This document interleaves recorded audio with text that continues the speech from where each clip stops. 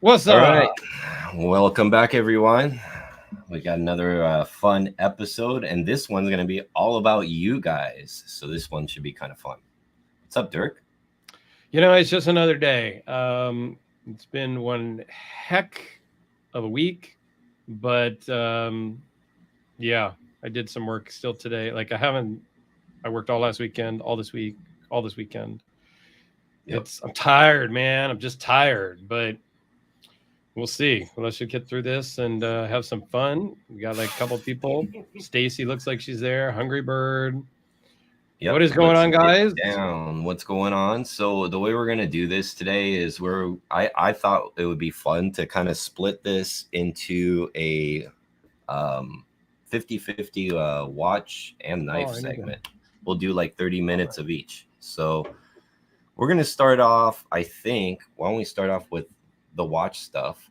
And then Dirk's going to put the link to hop in the comments in a little bit. And if you guys want to hop in, we'll let you guys hop in with us and chime in. All right. So what do you think about that, Dirk?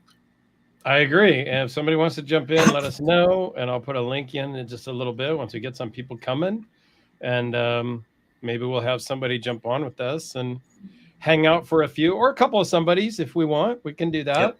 It's going to be open forum. So let's start off with the watch. What are you wearing, Dirk?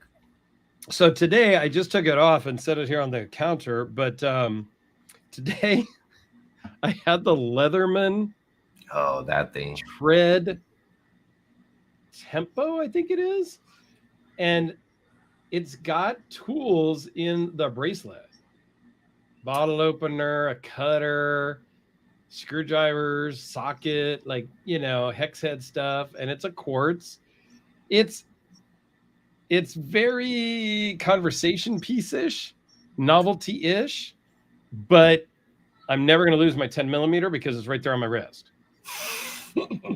And Everybody knows being a service writer, how many guys are losing their 10 millimeter? Well, I got one on the wrist when I'm wearing that watch. That's pretty cool. It's not mine. It's my buddy Joseph's. I got to ship it out to him. So after the live here, I'm going to box it up and ship it back to him or ship it to him. But I have for some questions about that. $160, dude, it's awesome. And it comes in black. How comfortable is that thing to wear? It's not bad at all. It's got a little heft to it, but it's not sharp. There's nothing on your wrist, and there's nothing on the outside. So, like if you picked up your kid or something, it would be fine. Right. It's comfortable. It jingle jangles a little bit, right? But that doesn't bother me at all.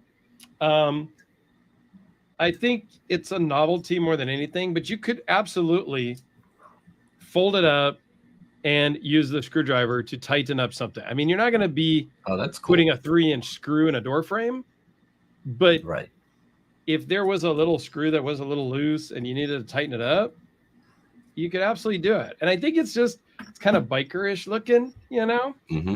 But definitely. I don't know. I think it's pretty cool. I wore it today when I went out to lunch with a buddy. He thought it was kind of cool. Novelty-ish, but I don't know, kind of fun.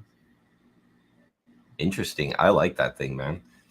It's it's just the idea of it is very much matches like the Swiss Army knife thing and all that. And I find it interesting. There's actually some use and functionality. It's a bit gimmicky, but it actually works, so it's kind of cool. Yeah, and Leatherman used to sell just the tread bracelet. So it was the same bracelet, but no watch. So it had more tools. Cool. Right. And those used to sell out like hotcakes. I do think that the watch head could be a little bit bigger or the links a little bit narrower because it's not really balanced, but it's just kind of cool. I know that's a useless. It would be very cool to add the bracelet to one of my watches. It's not really interchangeable though. I think it's 20. You might be able to adapt it to a watch, but I don't think so because at the end link there is a tool. Oh, I see. And the end link pivots, but you can swap the tools around to be any which way you want. Like you could move this one to there. And then they have some half link ones in the box too with different tools. So they have a couple of different options for sizing. But yes, when you size it down, you lose a link. So you lose, 2 tools, right? Right. But I don't know. I think it's kind of cool. Thai Addiction is here in the house. What's up, Chris? How are there you, he is. He always misses because he's doing like family dinner usually at this time in Idaho. Speaking of, we were talking earlier about maybe moving out of California at some point. He is in Idaho, not far from Chris Reeves, like 20 minutes away. Yeah. So he's been down there quite a bit. Boise's kind of a cool spot. We have an office there that just opened. I didn't get to go to do the opening and stuff, but yeah, it's a cool area for sure. So what were you wearing today? Not quite as interesting, but kind of, a cool one. I think some people have probably seen this on my IG before if you follow it. But this is the Hamilton Field Khaki hand winder. And it's in that limited edition bronze. And then I took the old leather straps out. I had those traditional little kind of flimsier leather straps. And then I got this strap code stress leather to go with it. Kind of that patina look, And I like this thing because, I don't know how many people are actually used to carrying a hand winder, but it makes you kind of have a little more interaction with your watch if you decide to carry this for a few days, right? Like, because every day you give it a couple little winds and things like that. And for a hand winder, this thing actually has quite a bit of power reserve too. So I think it's 40 hours on this one, which is really nice. So I was carrying this because it's kind of nice and it's really thin, so you can wear it with anything. And it's lightweight, not a lot of water resistance because it's a field watch, but very nice. Yeah, I had a buddy here local to me in Napa, Levi, lent me his Omega Speedmaster recently. Oh yeah. And I had that for about a week, and that's a hand wind, manual wind, which is new to me. I don't own any manual winds. So I had it for about a week. Oh my God, super comfortable. I don't really want a chronograph, but I put it on and it just was so comfortable. I may end up having to get a chronograph. I saw your posts on that. But yeah, you got to wind it. But unlike the automatics, you wind it and it finally stops. Where the automatics, you just wind for days. I don't know if you ever winded enough, but. Right. So Thai Addiction says, that's what this is too. It stops. It'll stop, right? Yep. It's like there's no balance weight or anything like that. You literally have to completely wind it all the time. But like most people, these are cool for people who decide to carry these for like a week or two at a time, because every day you're tinkering with it, and then you just do a half wind, let it roll, and then do a half wind, because a lot of them have lower power reserve depending on what hertz they're running at, right? Like how many times that needle moves between seconds. And if you want that really nice sweep, like some of those high-end watches like an Omega Speedmaster, you usually want more ticks per second, right? So, but what that does is it shortens, because now you're doing more clicks per second, it shortens the lifespan of that winding of that spring. So you get the smoothness, but then your power reserve goes down. So that's why on some watches, they'll back from 4 hertz to 3 hertz, slowing them down a little bit. And then that extends the life of that spring. That's actually the genius of the Powermatic 80. Powermatic 80 is a Swiss movement that actually was designed on a Sellita that ran a lot faster. But they figured out they modified a Sellita and made it basically double the lifespan by slowing it way down, even though it's still decent, but it almost it's closer to a quartz than it is, a nicer Omega or something like that in the second sweep. So you give up one for the other, which is kind of cool. So this one's 40 hours for a hand winder. That's pretty huge, actually. So. Yeah, I think the Speedmaster was in that 40-ish range also for the Power Reserve. So everybody's asking in the comments about showing the mini battle. Oh, come on. Bring it out. Why? Because I met with my buddy today at lunch, and I gave him a Pelican case of knives, and that was in there. So I'm going to an event next weekend in SoCal, and I'm actually flying because my girlfriend didn't want to be in the car that long. So we're flying, and I wanted to take some cool knives, and rather than just throw a Pelican case with, I don't know, a lot of money in it, he's driving down. So I met him for lunch, and I handed him a case of 8 knives, and so he's going to take that down for me, and then I will have it at the event to show all those knives to primarily all my watch, well, not all of my watch friends, but some of my watch friends that I'm meeting with in LA, in Orange County. Oh, so well, I can't show it, but you all can watch the video from this morning on my main channel. Link is in the comments and the description, and you can see the regular battle and the smaller battle side by side, because that was today's video. And it's not really the mini, and I talked about it in the video, but there legit are 12 sizes of the battle that Frank has made. He's made 12 different sizes. Unlike Red Horse Knife Works and the Hellraiser, I am not going to try to collect one of every 12 battles. I'm not doing it. I don't got that kind of money. Yeah, that's heavy. There is one more battle that another friend of mine has that I do have dibs on, that we have been talking about for several months. And when he's ready to let it go, it's down in LA also. I will pick that one up, and then I will have 3 sizes, and I will be good. I will have the battle trifecta in my mind, and that'll be. I could totally pick it up for you. You know, I might have you do that actually.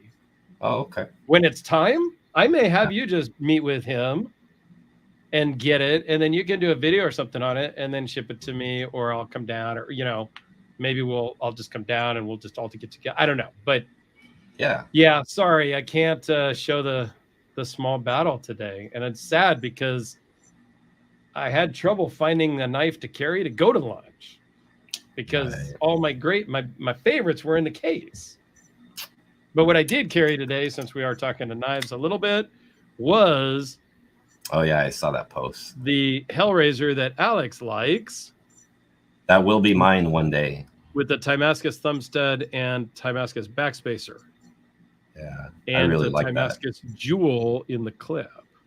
And if you want to see one of my dramatic videos, that's a good one that I did on that one. I actually reviewed that knife. That was a fun one.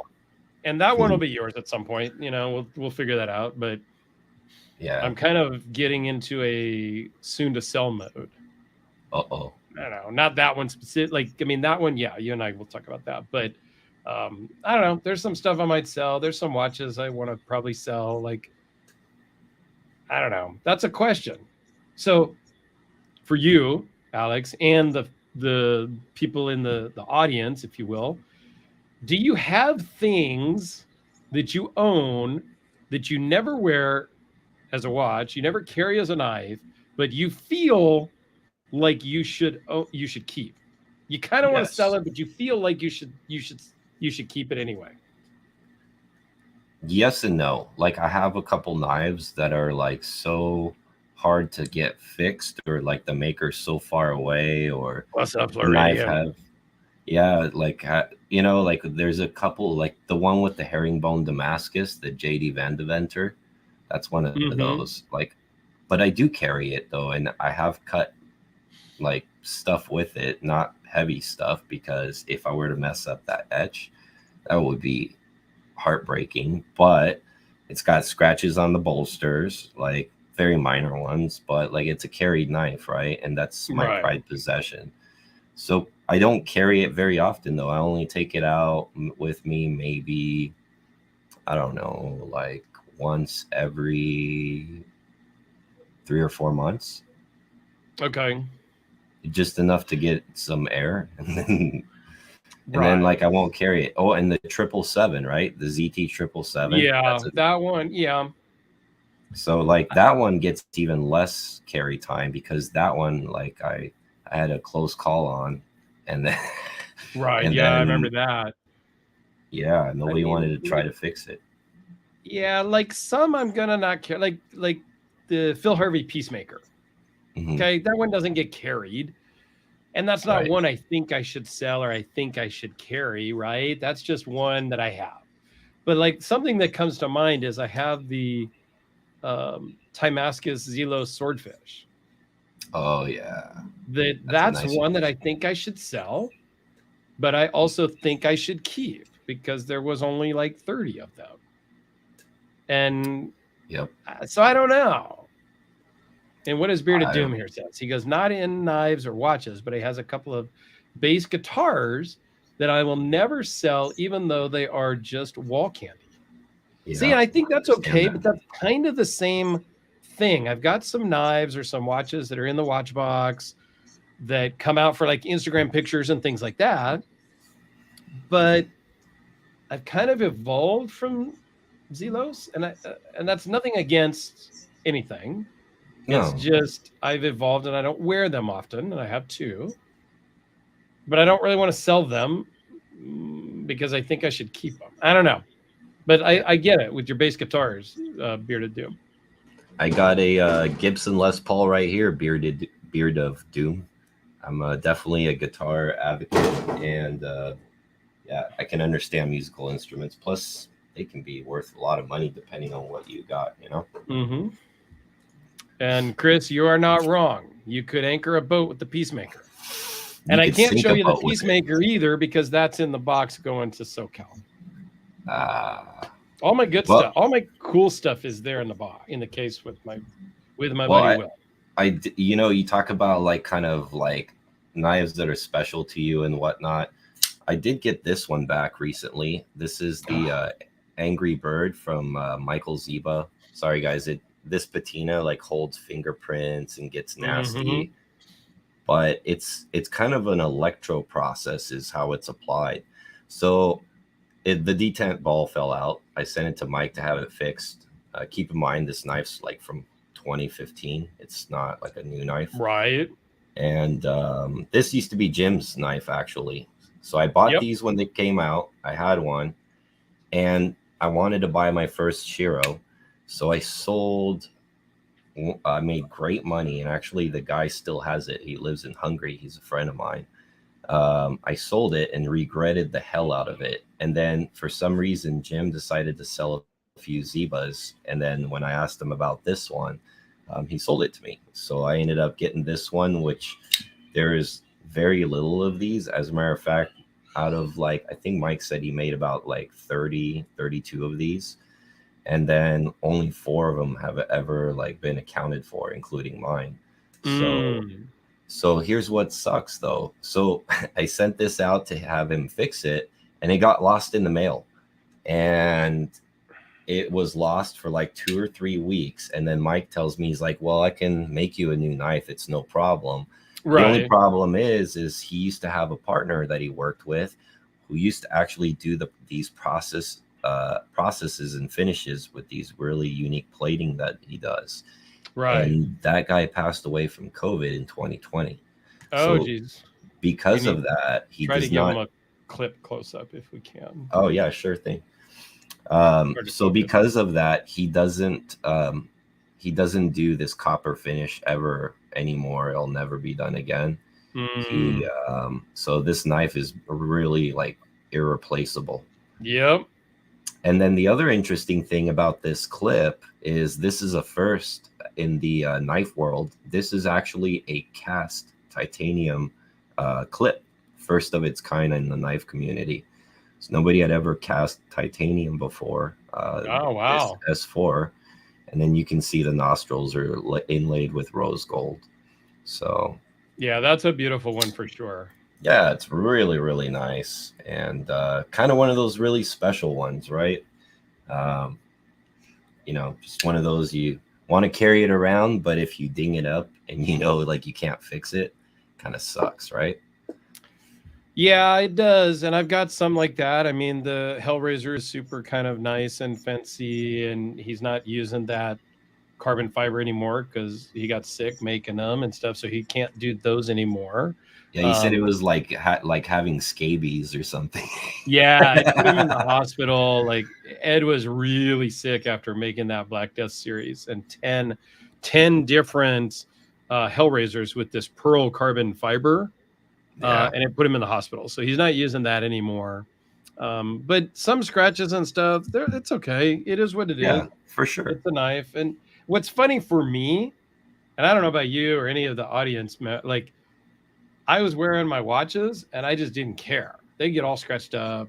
I'm working on the freaking Bronco. I work on a race car and all this stuff with my watches on. Mm-hmm. You know, my Omega or my Rolex, you know, whatever. It didn't matter. Like I just was working on the car, doing whatever. Didn't care. Got scratches and dings. I didn't care. But I get a scratch on my freaking knife from that little rivet in your pocket. Oh yeah. And your jean starts to wear, you know, and I'm all pissed off. Because it's not like it's not like a working scratch. It's a I just walked and that happened kind of scratch. Yeah, like, but it's different. But even if I was using the knife, I'd be irritated that it got scratched. But the watches, I don't care. Yeah. I don't know. I can't figure that one out either. But I kind of think that it's kind of like if you have a watch that is slightly worn or scratched in the secondary market, I kind of have this observation, which could be wrong, but it seems like the watches hold their value better than a scratched knife. Like a scratched knife, one person sees like a little chip in the edge or anything, and it's like, oh my God, that thing's a paperweight. And then, you know, like, I think that's true too. And depending on the watch, right? Like if it's a Rolex and it's scratched up, nobody really cares. They're still just going to buy it at the kind of going rate. But if you have a Hellraiser that's all scratched up, they're going to be like, I'll give you half. Right. So I think that may be like partly into play with all that. That's how I kind of feel. Like I've scuffed up a couple of the things, but like watches, they literally haven't bothered me either. So kind of similar on that. So said Stevie says you work on race cars. I do. I'm part of an off-road racing team. We're not racing right now, but I have worked on a lot of different off-road racing cars. I've been in the car during off-road races. So yeah, big in the off-road world. Not so much the last couple of years, but for 10 years prior to the last 3 was, pretty hardcore. Ran King of the Hammers, was down there in Johnson Valley for about 10 years working on race cars, and was in the race car 2 different years. Very nice. And then Detroit Spartan has to chime in about the Rolex stuff. Rolex definitely holds their value better if you don't polish them. So so if you get some scratches, no problem. But if you have it all fixed and polished, you're taking metal off. Yep. Like like the scratch, you're not removing the scratch, you're removing all the rest of the metal to match the scratch. Right. So now you've just you haven't destroyed the value probably, but it's definitely gone down now. Right. Hey, Dirk, let's put a link in to see if somebody wants to jump in. Put a link in the comment. We can do that while we chat. Jack's EDC lungs.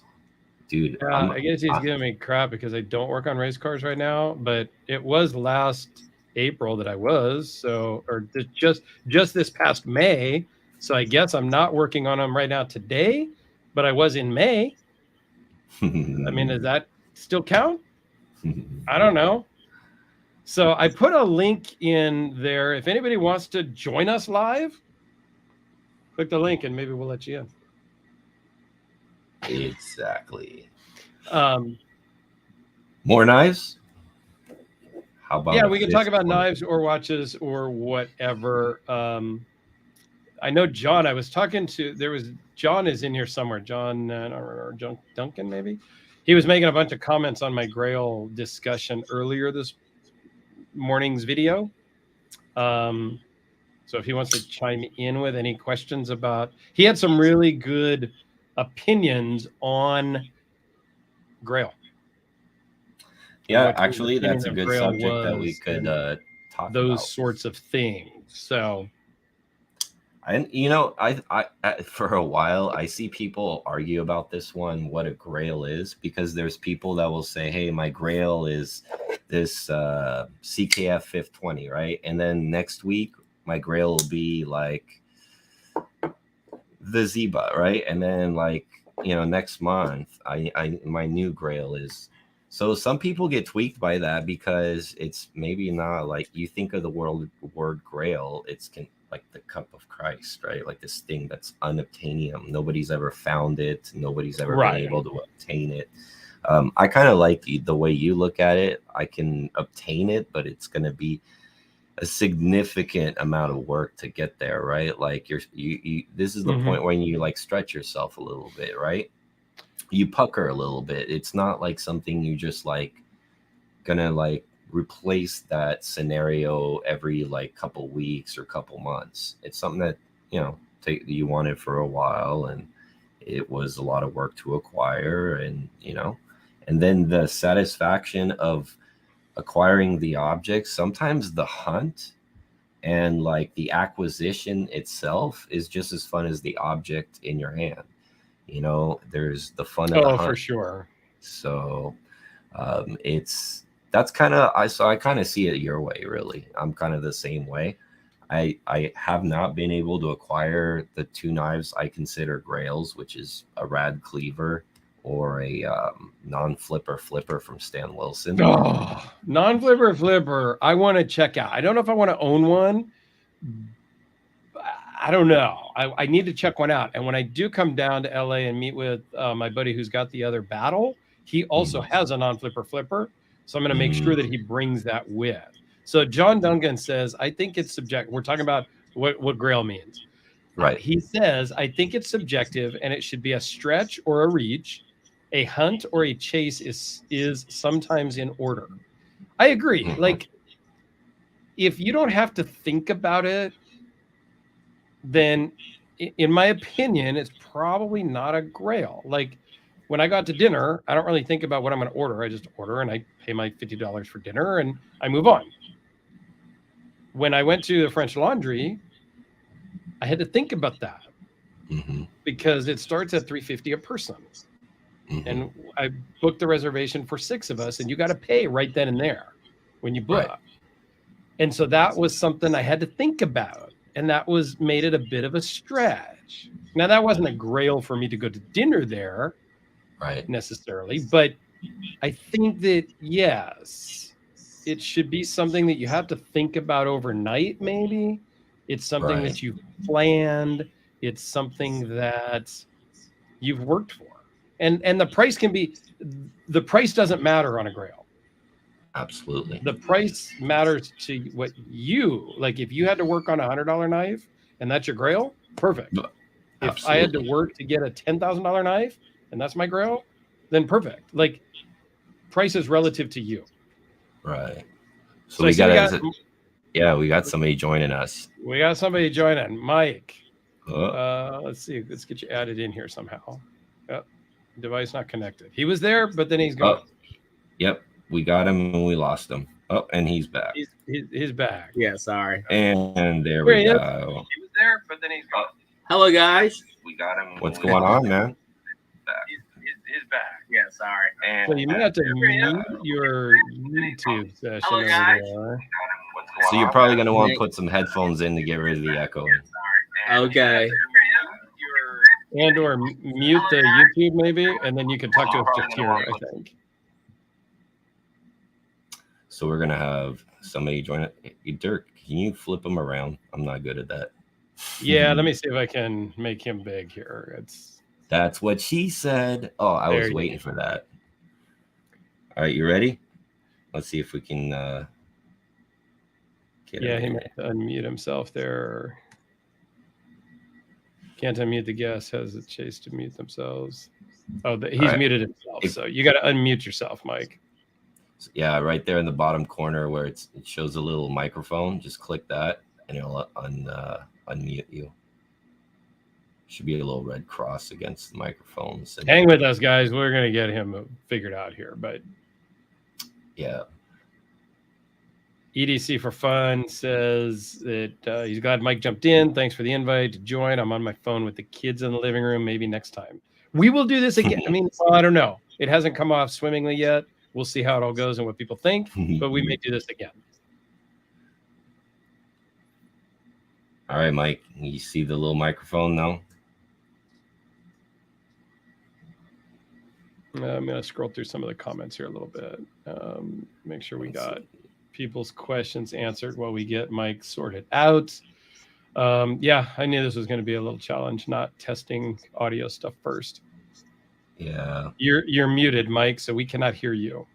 So what might be going on too, you might have to go into the settings and make sure that your source for your headphones or microphone will work. But if you want to be able to talk to, you're going to have to unmute yourself because it currently shows you're muted. All right, he's going to get himself figured out, so it's all good. We'll get him. He'll come back, I think is what he's trying to tell us. So in the meantime, what other questions do we have here? What were you guys carrying today? And John, do you have any other questions about Grail that we can talk about? Absolutely. You know what? Let's bring out some more knives. I have all these knives right back here. I'm just gonna start flashing some knives. Well, and I just got this Schrade. Oh, let's talk about the Schrade. So this is a Schrade Alpha class. I got the box over here. It's called the Truix. So I want all the viewers to chime in before Dirk finishes and tell me, what handle do you see? What knife does that handle remind you of? All right, continue, Dirk. Yeah, what does this remind you of? And if the person that sent this in will chime in or let me know, because it came from Amazon. And so I don't know who ordered it and sent it here. It wasn't me. So I don't know who sent it. So I'm not sure what I'm supposed to do with it after I do video. But it's actually pretty cool for what it is. I'm kind of impressed. It looks like it runs on an Omega spring, right? Like the axis lock. Yeah. Yeah, it's got a pivot lock, they call it, but it's a axis barrel lock, whatever. Well, it does look similar to a Benchmade. Any particular Benchmade, Hungry Bird? Yeah, that's what I was gonna say. Which Benchmade? Because I had one. I came up with, the handle portion. I came up with one instantly. I said it looked like this knife with just a Tonto blade. I just want to see if anybody else sees what I saw. But all in all, it's kind of cool. It's $199 on Amazon, and it's $169 at like Knife Center. I saw. Stacy has a comment there. $940. That's the one I said. That's awesome. Yeah, that's what I thought. It looked like a $940 with a Tonto blade. It's kind of interesting, but it's kind of a bit of money for a Schrade, because it's not that $200. Schrade has made both. Schrade's made both high-end and low-end knives. Like they make like made in China, like old timer slip joint stuff, and then they've made like kind of interesting collectible stuff in the past with really unique mechanisms. And then they made like full-on like Bowie fixed blades and whatnot. So they've been around forever. But usually it's like the Ontario or like the K-Bar. It's like that more affordable segment. So to see them make something that looks like a 940 and charge $200, which that's what a 940 costs, if I'm not mistaken. It's like I'm right pretty around impressed with this so far. It is S35, G10 scales on bearings. I mean, it's the thing I don't like is the texturing on the G10, and it's going to be hard to see on this camera. Hopefully, I'll be able to show that better on my normal video. It's really kind of aggressive on the lock side or the clip side, and so it really is like a pocket shredder. So I don't like that. But this would be really good just thrown in the glove box or center console, which if it was a gift, it may just end up in that. If it was something I'm supposed to send back to the person, they need to say who they were. So if you're going to send me something, please let me know ahead of time, or put a note in the Amazon like thing that, hey, This is who it is. I mean, the people that are always sending me stuff, like Alex doesn't need to tell me ahead of time. Gary doesn't need to tell me. You know, these guys that send me stuff all the time, I got you covered. But I don't know. Yeah, plus my name's on the box. You know, I'll let you know if something's coming. Dude, one time I had somebody send, there was no return address, and it was just a viewer. It was like 3 months later, he emails me finally and says, "Hey, did you ever get this box I sent you?" Dude. All right, Hellraiser.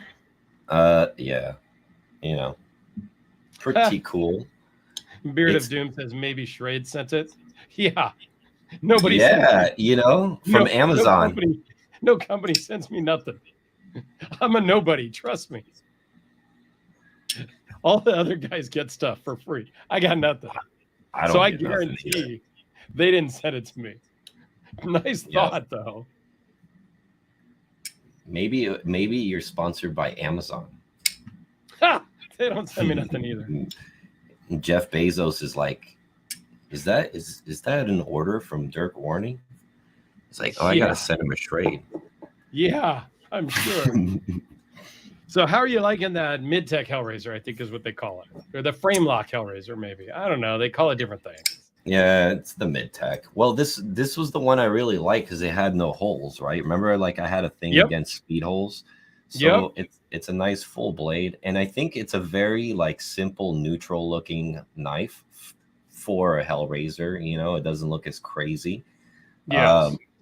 And the blue and the satin and the stone wash or acid wash, actually, like it all kind of goes nicely. And we did that clip, which was really cool. Actually, it works really well. So he did a good job. Yeah, the clip was a game changer on that one. The original clip kind of sucked. Sorry, Ed. But that new clip, when he redid it, was awesome. A little spine whack test showed failure intermittently, though, but it hasn't done it quite frequently. I don't know if I've decided it's not. I've gotten it to slip like twice, not with my bare hands, but like just tapping it on the table, right? Like a good decent amount of whack, which will give it a little shock and vibration right here at the lock. And I have gotten it to slip without really like, not like, you know, whack. I'm not doing any of that because I don't want to like damage the spine or dent it. Right, for sure. But just to test it the other day, because my coworker was like handling it when I took it to work, and he was like not really, he just like really released it a little slowly, and then it never like quite locked, right? When you do it really slow, the lock kind of just doesn't engage. So he was doing this with it, and that's actually the reason why, as you can see, if I just do this, look at that, it just slips right off. Yeah. So we have that going on. But then if I, for example, you know, like give it like a good lock, then I got a good positive lockup. Yeah. And there's no slip. Like this is not going to slip, and it's going to take a lot of spine wax. So to me, this knife is still kind of safe per se. Yes. For me, because I've owned knives for a while. I wouldn't give this knife to anybody I knew or anything like that. But yeah, that's not when you're going to loan somebody, because it could not be secure. Yeah, so it's actually an unsafe knife, but for me, it's fine because I'm aware of what it does. Yeah. So Ed, if you're watching, she may come back home one more time for just a little, you know, of that. By the way, before I had it modified, it didn't do that. So maybe it has to do a little bit with like the anodizing process or something like that. Maybe some stuff needs to flake off or whatever. Who knows? Yeah. So Beard of Doom has a good comment here. When he had his beard, because so John had a comment. We'll read John's first. Dirk, they asked the other channels, I'm guessing, they ask for a lot of stuff for free from different makers, and they just keep reaching around until people send them stuff. And then Beard of Doom kind of says, when I had my beard care company, nothing pissed me off more than influencers. God, don't ever call me that. Influencers asking for free stuff. He busted his ass to start his company. Can't you spend $10 for a tin of balm? Yeah, you know, that's part of it for me. I'm guys. with him. I've never asked companies for stuff for free. So I'm sure that's why I don't get anything. So I make jokes about, hey, I don't get stuff for free. It's because I haven't asked. I've gotten a couple of like viewers have sent stuff and I've really liked it or whatever and done a good review. And yes, I've gotten, I think, one watch with a Casio G-Shock Square and one knife. One of my retailers that I work with, he said, yeah, because I told him, hey, I'm going to buy that. How much is it? He goes, oh, just keep it. So I don't ask. If somebody wants to send something, fine. But yeah, I don't really get free stuff. Yeah, same here. I know like I've had like little free accessories sent, like Cranio Design, after I paid premium and then build the Damasteel case. He sent me a bronze one for free, right? For another Casio. Yeah. Like stuff like that, little things here and there. But like the thing is I also think that there's reviewers out there that are in the YouTube review world to review, not to enjoy and collect. Like they're not connoisseurs of the stuff. They're more there like, oh, like this is a good opportunity. Let me see how many subscribers I can get. Let me see how much money I can make off this thing. And like, I used to kind of despise these people. I've come around now to just being more mature and say, just let them do what they do. But I just never like somebody pretending to be enthusiastic about something that they either like it's a commercial. Like I can't do commercials and I can't do reviewers that keep begging for money like every freaking video. It just ticks me off. It's like a walking ad. Like I know many of you guys love Metal Complex, but that's one of the reasons why I don't watch his channel is John has the sales thing. The perfect comment to that. Yes, salesman reviews. Yes. So like for me, I've come to but then like if I try to put myself in their shoes, I gotta understand they just have a different objective than I do, right? And it's not evil or anything like that, so why should I care? But I don't want to be surrounded by those people. I'm an enthusiast. As a matter of fact, just like Dirk, like we've invested in a collection because we like this stuff. And I think the core of the start of our channel is like, oh, well, let me show you guys like what I had experience with, which was, something really good. Since we kind of like spanked Ed a little bit, let me bring this one out and let you guys know that this one came out more than perfect. This is an excellent knife from Ed. This is the chopper. Yeah, the chopper. That's a great knife. It looked odd to me, and when you sent it to me, dude, that thing just works in the hand. That's awesome. Yeah, that is a great awesome knife. And this knife Mike has will get no you on issue. In just a second. I see you down there in the bottom. Yep. And this knife's got no lockup issues. This knife is so smooth. It deploys like butter, like the detent. Everything's perfect. So good job on this one, Ed. Yeah, that's a great one. Now, the Beard of Doom had a great comment, just exactly, John, because John had said something. When you buy it, you're brutally honest. Like if I buy a knife, I review it. I'm totally honest because I spent my whatever, $100, $500, $10,000, whatever. But when it's free, things may be honest, but the hard edges are knocked down. I like the way that Beard of Doom put that. I review a lot of stuff that's not mine. I have retailers send me stuff for free to loan me. I got to box it back up. I got to pay to ship it back to them and all that. So there is some cost to me for that. And I try to just be brutally honest. I'm not going to be the guy who ever says, join my Patreon, do my channel membership, give me $5 a month and all that. No, because that's just not me. If I make money off of YouTube, great. From the ad revenue, fine, sure, no problem. But that's not my goal at all. Like, I don't really care if I make money or not. I just am here to share my passion, talk about stuff, and interact with the community. Yep, same here. So let's bring Mike in. He's in. There you go. Can you hear Mike? I can hear you. Can you hear me okay? Yes, we can. Welcome. All right, awesome. How are you? I'm good. It's I'm hailing from Melbourne, Australia. If you, wow. Yeah. Awesome. Yeah, that's So what me. time is it over there? That was gonna be my first question. Was where are you from? Yeah, Melbourne, Australia. So it's I have a pair of shoes coming in from New South Wales, Australia, right now. okay. My buddy did some custom tattooed Vans for me. Oh, so I had a couple of tattoos, right? And so yes. he hand paints Yep. in a tattoo style Vans. Wow. And that's nice. Van slip-ons. I mean, he's done some tied ones also, minor slip-ons. They're in customs in LA right now. They got their Fridays, so I'm super excited to get those. Yeah. But yeah, they're coming from Australia. So how is it down under?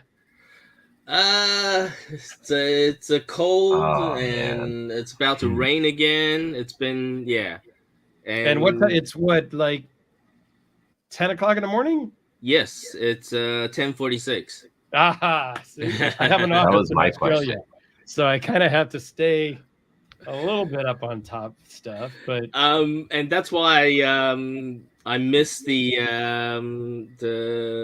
Civivi Elementum Desert Warrior drop. It was 1 a.m. in the morning, and I couldn't stay awake to get the drop. Did you get one or? I did not. Oh, okay. Yeah. Now I did try for a minute. Yeah. And then their site crashed. I said F you, and I moved on. Yeah. One of my buddies got in after 20 minutes, and he bought 2 of them because you were limited. Yeah. And he's sending me one to review so that I can talk about it. Yeah. And I can bust on Blade HQ a little bit for not spending time to fix their server issues and and provision them correctly for the drop.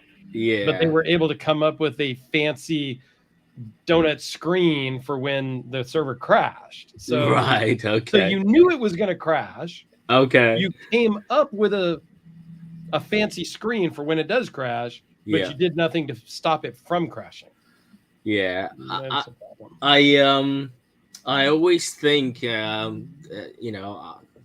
could be just in my own head that there's obviously I'm all the way down here, and so these live drops, I just always feel like there's a implicit disadvantage, maybe due to the distance. The internet is going to take a bit longer to get to us, back and forth kind of thing. So I don't know. Yeah, so, I don't know if it's true. Yeah. So where are you originally from? My background is Taiwanese, so so it's interesting times for that island right now. And so I left when I was born there. I left when I was 3 months old. And my family moved around, so we went to Singapore. I've lived in Iran. I went to boarding school in Malta. I did study in the U.S. I went to University of Alabama. And that's a culture shock. Right?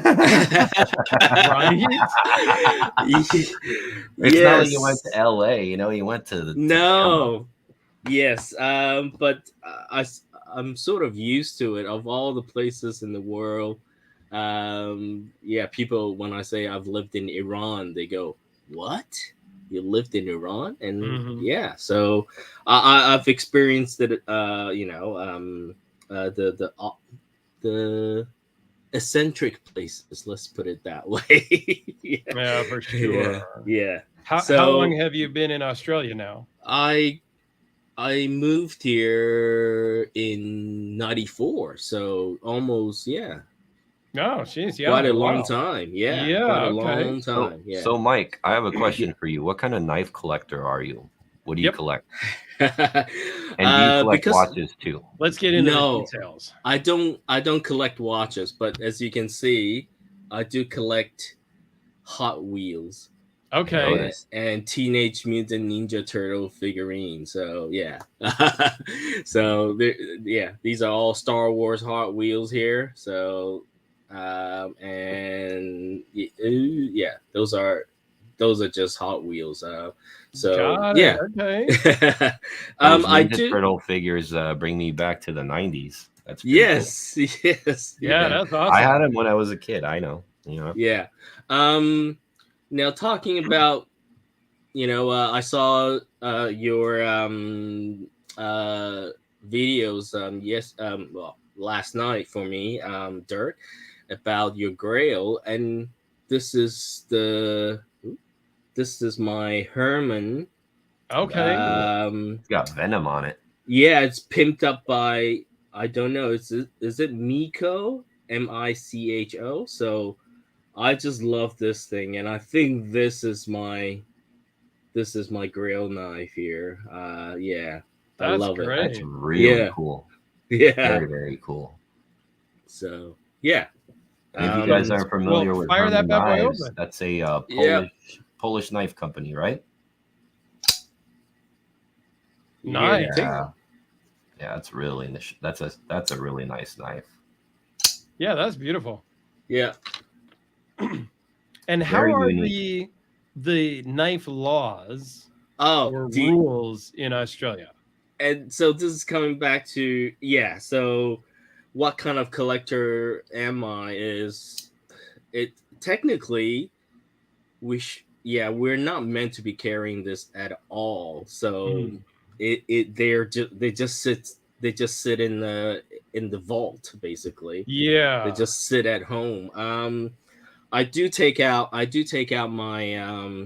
I guess it's, if I ever got patted down, I guess it's so I got my Hogue Deca, which I was telling you about, with the Magna Cut blade. Yep. Yeah, so that looks less imposed. It's it's if I ever get caught, I'll probably just plead the really, I can't, but I just use this to cut boxes open or my letters open. But yeah, things like this.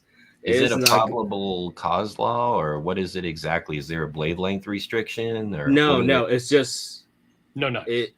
No knives, basically. No knives. Yeah, and there's no guns too, right? That I know. Not that we're talking about that here on the channel, but yeah. No, yeah. But I do know people. I'm part of the, and it's so small. The community and the market is so small that we have. Import. Yeah, it's most of us are buying from the U.S. Is it easy to get stuff shipped? Because I've shipped some stuff. I have another friend in New Zealand, so I've shipped him some stuff, and it was no problem. There, no problem. You know, he didn't have to go and pay extra. Like when I ship stuff to Professor EDC in Mexico, he has to go and pick it up, and he has to pay some taxes and some stuff to get it. Yes. Whereas in New Zealand, it just went straight to the guy's office. It was no problem, and off you go. No, it's so it's interesting how different places are different. Hungary was the pain. You just make sure the declare value, it's less than. Obviously, it changes with exchange rate, but you can always do the calculation. If it's less than 1,000 Australian dollars, then it's it's then okay. It's no problem. It's no problem. But there are certain things we can import, so no automatics at all. Not out the front, no out the side. No daggers, no karambits. So there, as long as you a lot like California. no, but they're allowed to carry less than 3-inch blade knives. So we technically it's a little different. We can't. Interesting. But this is just one more point. We can import swords. No problem with swords. Yeah, it can be this long, but you can't get it. You can't import a karambit. And I'm going. But that's I get that. That's probably because of the concealability. Because you can't really conceal a sword. Like, I mean, Intent, you'd have your two right? swords here, like Donatello, like or whatever, right? Or Raphael. I don't even remember now which one's which, but you know, you can't really conceal your big samurai sword. Yeah, but how about spring assisted knife? EDC for fun is asking. Assisted.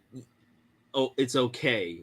You just I don't know. I did buy one of the assisted opening the SOG M16s. And it came in okay. But yeah, assisted I think it's okay. Autos are not. So as long as it's a flipper tab, not a button pushing opening, then it's fine. Yeah.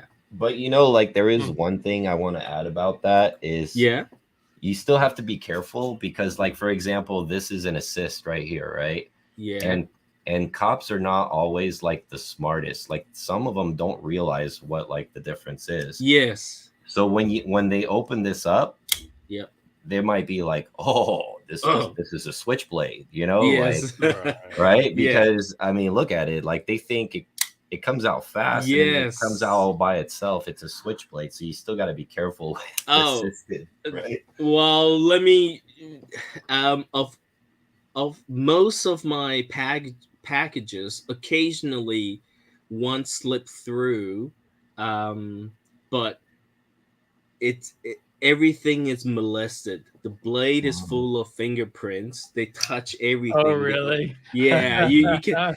And one of these days, I'm just thinking, one of these days they're gonna lose the certificate of authenticity.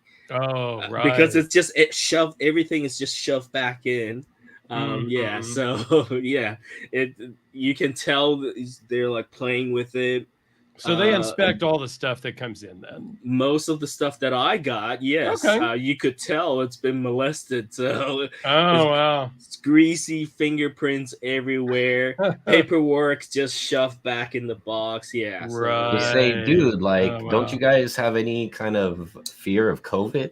You know, stop touching my stuff.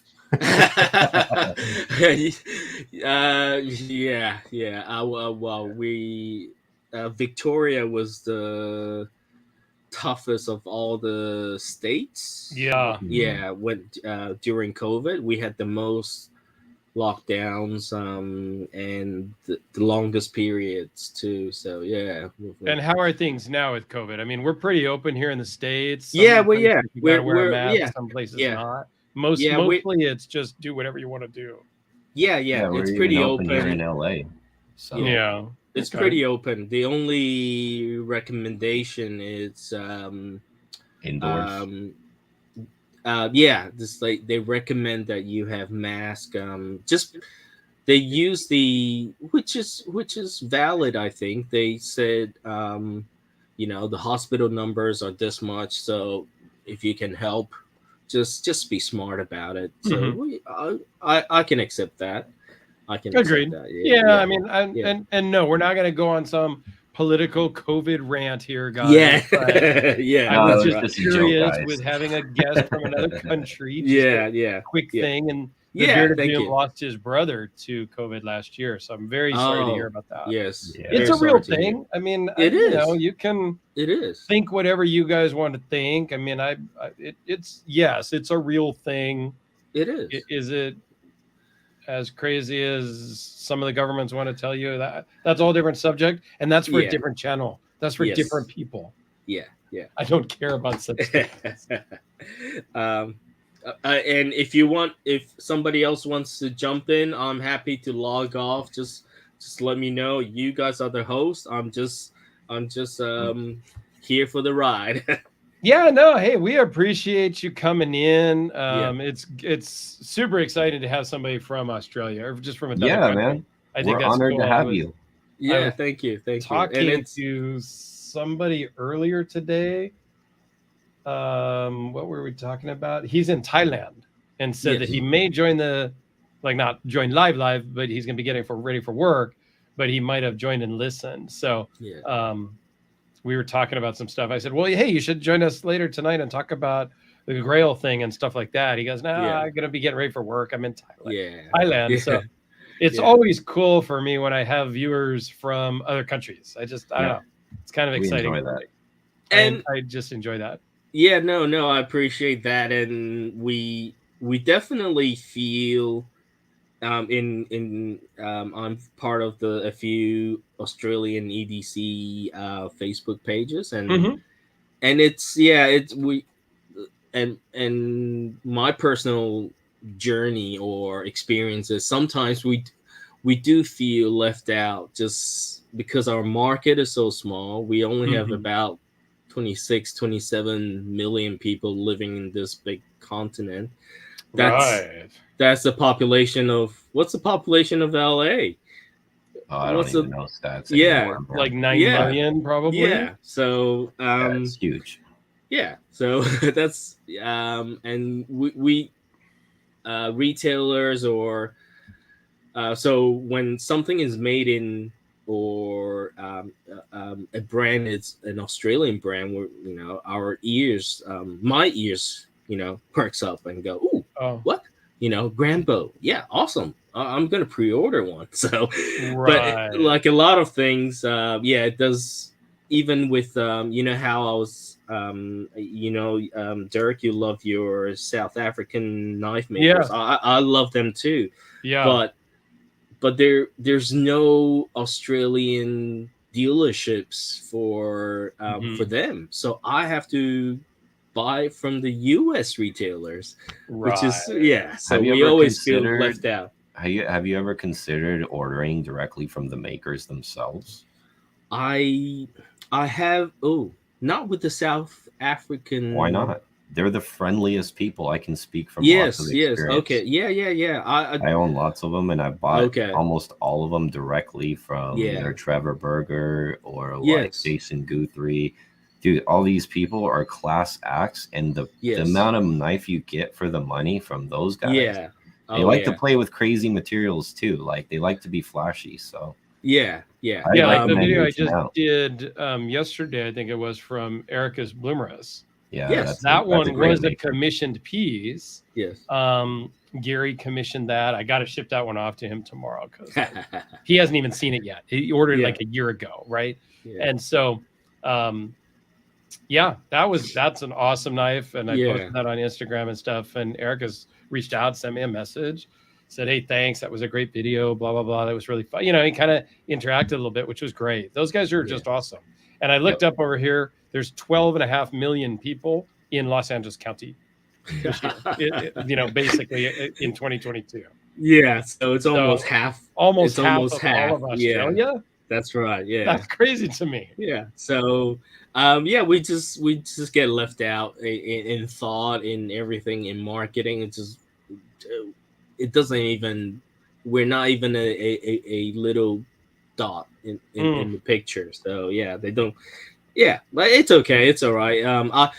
Speaking of which, I do use just for people who might be interested in sending or I use a forwarding company, which is here. Sorry, here's my cat.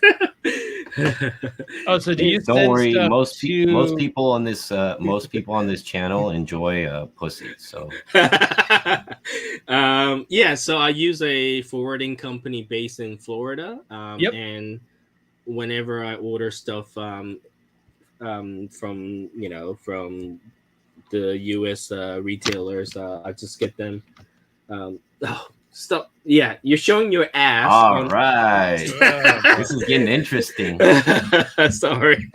So what are your she loves cats, so she's got all the cat heart eyes going. What are your go-to retailers in the US? I really sorry. She's obviously. Oh yeah. She. If I drop out, it's the cat's fault. Cat. No worries, man. Yeah. No worries. Appreciate it. It would be DLT Trading and White Mountain Knives. Yeah. Nice. Yeah, and Justin. Yeah, they. DLT is just fast. There's no hassles. I've ordered stuff from other retailers who should remain nameless. Yep. Not here to bash anybody. They just I've ordered one that says, "Oh, it's not in stock, but should be here in 1 or 2 weeks." And Knife Center. Come on, man! I've been doing this a long time. Come on. And it's been 3 months, 4 months. That sounds about right. Yeah, and so, Justin is pause great. Right there. Let's pause right there because you made a really good point.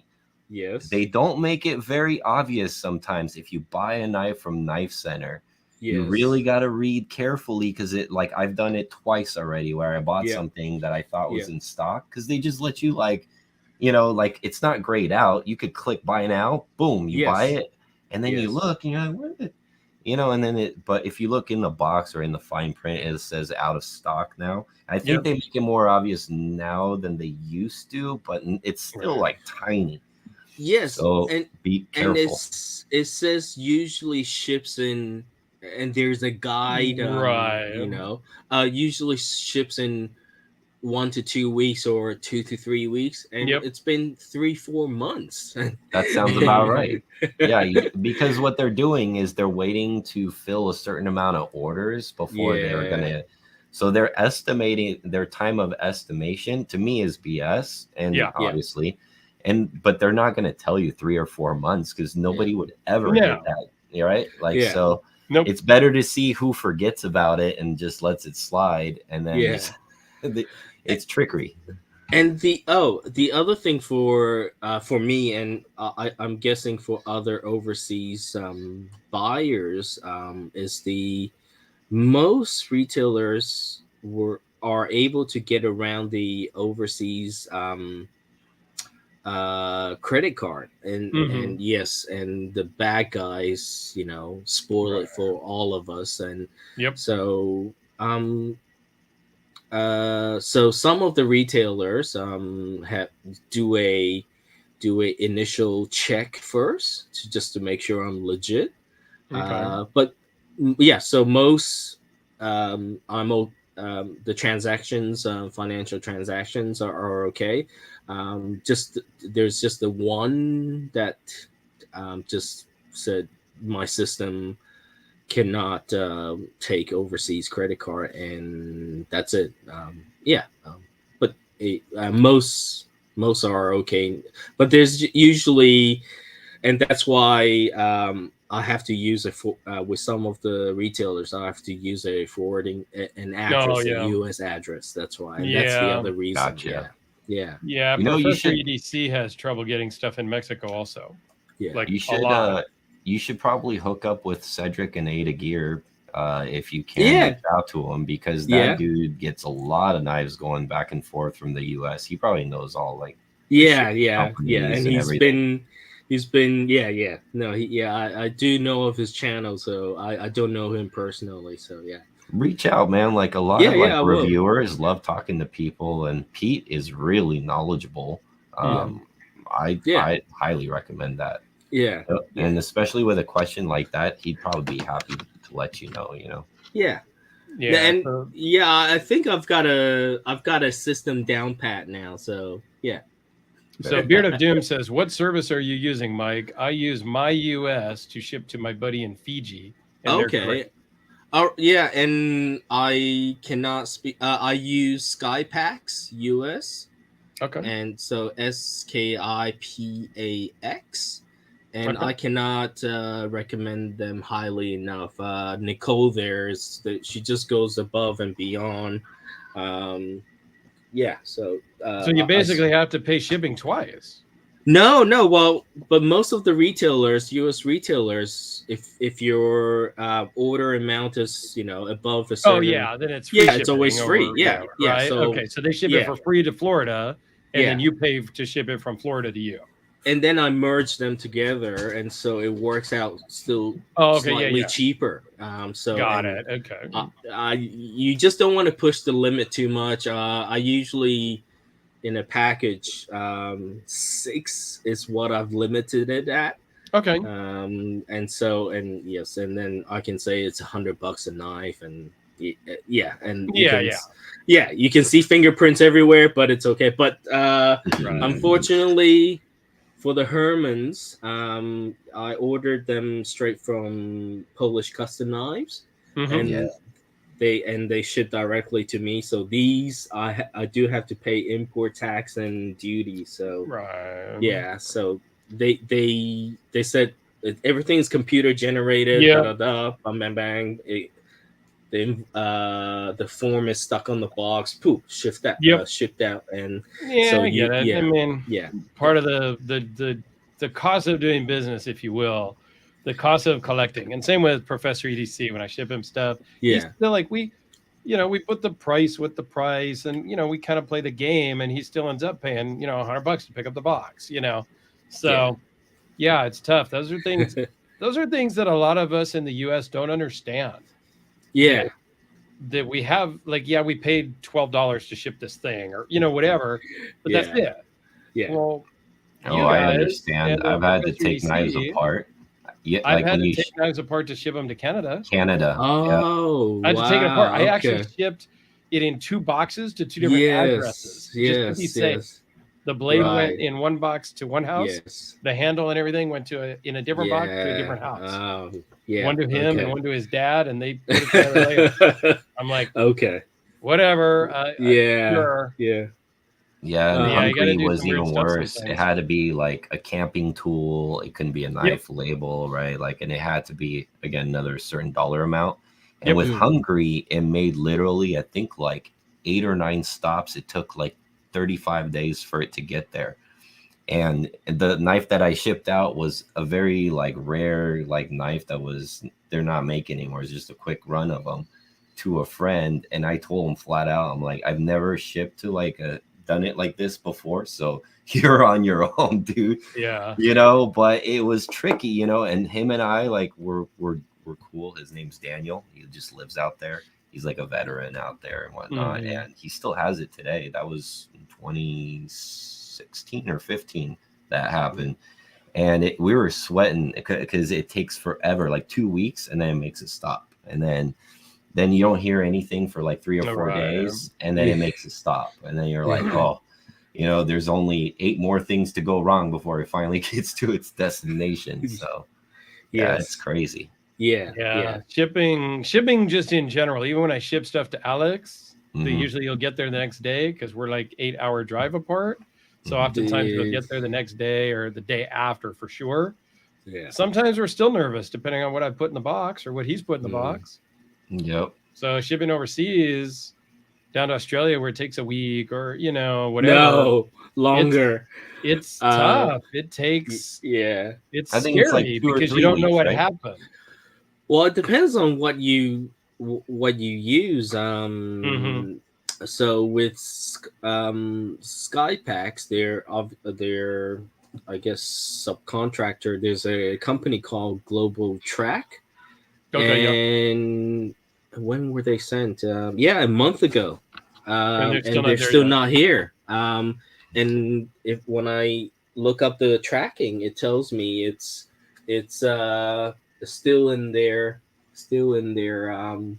whatever, the center in the US, ready to depart, and it's still saying that. But when I choose, they've got different options. So and I just tried different carriers, and FedEx, bang, a week, bang, it's here. Plus the fondling and molesting. I have a friend in Australia that I buy stuff from on occasion. He only makes hardware, and like I have a bug out that I did all green titanium hardware and lock bar and everything. He makes like hardware for ZTs, for like Spydercos, and that's actually what I use them for. Is mostly my Spydercos. I did a ZT with them 4 or longer than that, like 5 or 6 years of buying from him. Like when I get a new Spidey, so approximately 2 to 3 weeks is usually what it takes for him to send me a package out. and it's only little small screws, right? Like it's not a knife, but right. Yeah. Is it okay? You see, my first instinct, or it's always look to the U.S. market because. So what's the Australian guy's name, or what's his address, or it sounds like a porn star. It sounds like a porn star. It's X_X_X_X adrenaline X_X_X_X on IG. Yeah, four X's on either side. Yes, with like underscores in between. Yeah. So 4X's is a brand of beer. So yeah. Okay. Oh, that makes sense now. Yeah, it would be like a Budweiser. See, the more X's we see, we're thinking more hardcore porn. I don't know. When you get to 4 and 5 X's, though, I'm like, I don't know if I want to click on that. Yeah, because that might be a little bit too hardcore for me. It becomes alcoholic, so exactly. Anodizing? I have anodizing that's 4 or 5 years old on titanium that still looks the same color. He's the best that I've had for any sort of custom titanium hardware or barrels or anything. So I highly recommend them. Okay, cool. That's awesome. And that was one question I was going to ask, sort of to the knife community in general. You know how my Herman, that Venom anodizing. So I was wondering how how it will wear with use. I just always just touch it, or it's not hard use. So it all depends on the anodizing, really. Okay. Yeah. And how well they did it to begin with, and how well they prepped the metal before. Yeah, I think the prep work is the most important part. Yeah, the prep work is the most important part by far. Okay. But usually, like I mean, I could show you. I have a bunch of titanium stuff in there that are many years old, and I could tell you some of them look great, and some of them have slightly faded over the years. Okay, all right. So they do wear. Stuff. Yeah. It will wear for sure. Yeah, I mean, it can certainly wear. It's a coating on the outside. It's not like it changes the entire metal color. It doesn't soak in there. It kind of does, but only like a hard, like an M&M with like a thick candy shell on the outside. Yeah, like a microscopic film on the outside that sticks really well. That's right. Yeah. So just thought it's gonna have lots of variances on that. Yes. Yeah. Cool. Thanks. Do you have any questions for us before we wrap up? No. That was it. I do. I haven't watched. I keep up to date with watching the channels, and we appreciate that. Tell all your friends down in Australia. But, for sure. Go and tell them that you were on, because they'll go and watch this one at least. Right. Yeah. And say, dang, you should have asked this, or man, you looked funny when the cat came out. Like, they'll have yeah. All right, cool. Very it's good to talk to you guys, and thanks for having me. chiming in. We greatly appreciate it. We're honored, man. Thank you for joining us. It was great. Thank you. Cool, man. Thanks. Have a good one. All right. That was fun. That was really cool. Yeah, I want to do this some more. We'll probably have to integrate more of these where we have some of you guys jump in, because we do this for you guys, and getting to meet some of you guys face to face is kind of cool. Like, especially for another country. Like, me and Dirk just started this where we're episode 15, and it's cool to already see like people from other places checking us out and enjoying the hobby with us. So that was so fun. Good. John thought that was fun, so that's good. I appreciate that. Like, we want to kind of know what we're doing is like, do you like what we're doing or not like what we're doing? And we can take the comments. So give us comments, either if you're watching it live in the chat or afterwards. If you think something that we're doing you want more of, let us know. Yeah, let us know. Less of, well, keep those comments to yourself. No, I'm just kidding. Tell us if you want less of something too. We may or may not oblige, but I did want to say really quick, there is something else I did get for free that nobody commented Oh my gosh. There it is. This is my 3D printed Cobra that glows in the dark. Like, I don't think I'm going to be able to turn off the lights enough to show it glowing in the dark, but that's okay. You get the idea. The whole thing. Hey, you don't have a black light flashlight? You can charge that baby. Yeah, it's right here. Let's do it, man. Let's do it. I want to see. Let me turn off the light here. But like the monitors, I got big monitors, and so that kind of. Oh yeah. It doesn't really show up well on this camera, but it does. Well, yeah, you can see the head. Look at that. Kind of see the head. Yeah. This was from my buddy Jerry. This is my UV light, but it doesn't really show it enough because my monitors. But Jerry printed this for me, and it showed up at the house. I didn't know what it was. Like, dude, it's like 12 inches tall. It took 28 hours to print. So you know what you do with that thing? I think it's awesome. You need to put that thing at like at the foot of Lindsay's bed so that when she wakes up, she sees a cobra standing up. Oh my God. I'm gonna freak out. He's going to make 6-inch ones too. Stacy says that's almost life size. Right. Pretty awesome. It took literally, I asked him how long it took to print. It took 28 hours to print that thing. Wow. But it goes along with the other glow in the dark stuff I have here on the desk. He made me a snake. He made me a dragon. He made me a skull up there. He's printed me a lot of glow in the dark stuff. The dragon was really cool. So the dragon's rad. I did some videos on all those too. I did not do a video on that unboxing. It was a huge box. That was more for myself. So yeah. But I did get that for free. So I do get a couple things for free. I didn't ask for that, but yeah, he owns a 3D printing company, and so he just prints them there. So before we go, what kind of content are you working on right now, Dirk? Dude, honestly, I'm a little bit behind. I have a video film for tomorrow already, but that's it. Like, I got to film some later tonight. Usually you're banked like a week out.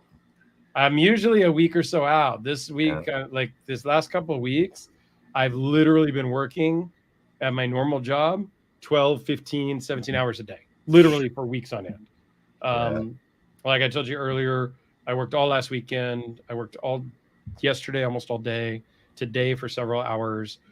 We've got some new buildings coming online, and so I've just had to do a lot of testing with guys on the ground in the site. So it's been a little crazy, but hopefully it's calming down so that I have more time to film. But yeah, I don't know. I've got to do this charade. I've got to do the unboxing that comes out 20 minutes ago. Is pretty freaking cool from my buddy Cliff up in Alaska. He always sends cool stuff. There's a one of those brown knives. Yeah. The super hot fad thing that I'm behind on. Yeah, button lock looking thing. Button lock thing with like 5 different ways to open. It's cool. There's a Todd bag, like a legit Todd bag. In there, which has got some issues. It's going to have to go to Todd. There's a Strider and a couple other things. So I'm going to film those really quick. But sweet. I don't know, just my normal stuff. Nothing too exciting. I want to come up with some topic videos. There's a couple things. Some of the stuff we talked about today with the other channels and get free stuff. I kind of want to make a video about that maybe. I'm not really sure how to do that. But I like those topic videos. Those are good. Yeah, I need some more topic videos. I think I'll do a community post and see if there's any topics anybody wants to hear about. Because I want to start to mix in some of those and not just do the standard review thing. I don't know, just kind of a normal stuff. Nice, man. What about you? I know you're working on some like a watch series. So we're finally doing the ultimate. We did the ultimate Casio, so we're finally doing the ultimate Seiko build. So I'm very excited about that one. I'm actually doing like all the micro shots of like taking it apart, put the glow date wheel and take the springs out. It's never done this before, so I'm doing it in little segments, and then I'm gonna do it in probably like a 7 or 8 part series video. So basically, if somebody else wants to build their own Seiko from scratch, they can literally look at all the things I did right and wrong and build their own from watch somebody who's never done it before do it, you know? So, so far, so good. That's very cool. John says that was super knife relevant, the Cobra, I'm sure, but it was very interesting. I think he's talking about Mike down in Australia, and he was wondering what that was in the back. So that's Cobra. And then Beard of Doom says Cobra Kai. Great series. I think they could have stopped. Like the last season was almost a little bit kind of too predictable to me, I think. I don't know, but they could have stopped after 1 or 2 seasons. Very cool, Cobra. I'll put a link after we're done here to Jerry's Etsy store where you can buy the dragon. I don't think the Cobras are up there yet, but he's going to make 6-inch ones, and I think those are going to be up there. But you can buy the dragon, you can buy the snake, you can buy a whole bunch of glow-in-the-dark cool stuff. So I'll put a link in the comments after we're done here. And John says he loves topic videos. Shoot me some ideas on what topics you might like, people, because sometimes it's hard. I have to ask Alex about topics sometimes. I have trouble coming up with a topic, but then once you give me a topic, and if you ask my girlfriend, she'll tell you I'll never shut up about it. I don't think that's true, but that's what she says. That's what she said. Video made me want to buy one to try myself. Very cool. Wait till you see the fiddliness of it. It's quite interesting, but I am doing like a little bit above and beyond. I mean, we're talking like you could buy a movement that's already complete with the dial on it. I'm literally going to be like cutting posts on the dial, snapping in like the hands from a brand new movement that comes with no dial, no handset. No, I changed the weight in the back to give it some blue color because it's going to have a sapphire crystal in the rear. I mean, it's going to be like pretty cool, but it's literally, if you wanted to take one and like build it from scratch, like you'll be able to see like what you do. I did spend a little bit of cash on tools. I didn't buy the most expensive on everything. Actually almost on nothing, to tell you the truth. But I did spend a little extra cash on like the hand setting tools. Like I bought the Bergers for the movement holder, like certain little things. I went a little extra above and beyond because they're more helpful. So, but you guys can, there's so much info out there. You can research what tools to use. It's really not that bad. I would say like $600 of nice tools, and you could build Seikos like as a regular thing. Like you wouldn't need any more money than that. And you can go like a channel that I got introduced by Dirk and a couple other people, Loom Shot. Dude, he's got like thousands and thousands of dollars invested in that stuff. And you know, Loom Shot, Eric he's very good friends with the Fisher family and used to own a battle. Oh wow. And because he used to be a knife guy, right? He used to be a knife guy, but he lives in New York. So it was kind of prohibitive to do, like, you know, they got a lot of knife laws in New York. Right. And so he ended up selling the battle at one point, and I don't think he sold the battle to get into watchmaking. Like, but yeah, so I kind of knew him back then. So we've kind of, Eric and I have talked a lot. He built one of my watches for Random Rob, who got all the parts together, sent it to Eric, Loomshot. And then he built it, sent it back to Rob. Rob did a video, sent it back to me. I paid for it, and they built it. So it was very cool. It's a kind of a three-way collaboration, which was very fun. If you guys haven't seen that channel, Loomshot, and you're into watches, you should definitely check it out because the way he first of all, his videography is excellent. I mean, he uses high-quality cameras. He uses micro shots. He's amazing at just making videos, first of all. And second of all, when he puts watches together, it's literally like a sterile, surgical, precise like job that he does. Like people pay him a lot of money to like make some of these watches, and I think deservingly so. He makes some really cool stuff. Yeah, he uses a lot of Namco products. Put a link to his channel in the comments right now. And then Robert Vance says it's his first time here. Thanks to Stacy. Hey, welcome, man. Robert, thank you very much for joining us. Thanks, Stacy, as always. I think you've made some comments for a while up in here. So you've been hanging with us for a while today. So we appreciate that. Thank you. Absolutely. I hope we were, friendly enough on your first time here. So yeah. All right. Well, I think we've rambled enough. And we went a little further than usual, right? We're almost an hour and a half. We did. We're at like an hour and a half, and we call it the EDC hour just because that's what we're aiming to keep for. it around the hour and a half mark. Right. But hey, as long as people are kind of talking, as long as it's flowing, I think we're good. So I think the last few episodes have been like an hour and 15 minutes. So hour and a half, not bad at all. I'm good with that. I just don't want to ramble for 3 hours and just, Yeah, we're not doing that one. And Stacy, big thanks to you because, you're like our ambassador. And she's a great mod. I think she mods for every single live stream there is. I don't know how she does it. And she does it all from her one phone. And I don't know how she can find the links that fast because you have to like leave YouTube, go find the link, come back to YouTube, and then paste it in. I don't know how she does it. I don't understand. Yeah, and she's got an incredibly good sense of humor. Yeah, she's funny. I don't know how she does it. Are funny.